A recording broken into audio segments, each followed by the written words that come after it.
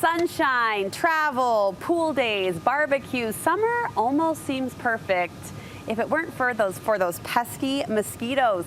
Consumer educator Teresa Hunsaker will help us repel the mosquitoes in natural ways. It's so good to see you, my friend. It's good to be here. So you've brought 3 recipes for us that are homemade insect repellents. What's the benefit of going natural? Well, the ease, the expense, but also a lot of people have a hard time, their skin, with the DEET and the picaridin that's in some of the commercials. Yeah, the chemicals. Yeah.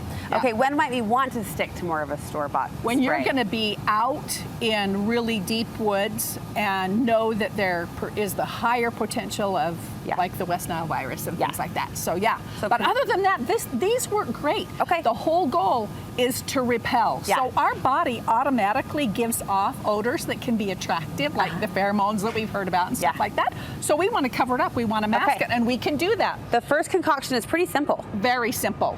It's rosemary, which is one that contains oils in it that they don't like, bugs and mosquitoes don't like. So you're going to steep some rosemary with a really thinly sliced lemon in some hot boiling water, about a quart. Pour that over, and then you'll strain it off and put it into a spray bottle. Simple, simple, simple. So awesome. They don't like citrus either. So that can go on skin. Go on skin, go on clothing. You repeat the repelling spray about every 2 to 3 hours on all of these. So it's a little more frequently, but still effective. Okay, another pantry item coming into Another play pantry for this next item one is vinegar and then some witch hazel.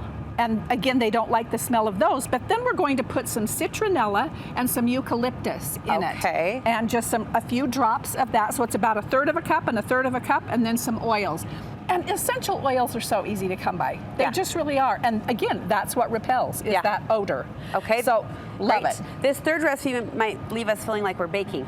As in, not just baking as you and I are right now, but like baking something in the kitchen. Exactly. Vanilla and cinnamon in some water. Really? So simple, so easy to do. Shake that up, give it a good shake. And again, they don't like, there's just certain smells that they don't like. It's going to repel them, and that's the whole point. That's one of them. 3 homemade recipes. You saw the combinations on your screen. We'll also post those for you on our website, studio5.ksl.com. I had no idea. Everyday items that we have in our house. And easy to put together. It's just not a ton of work. Yeah.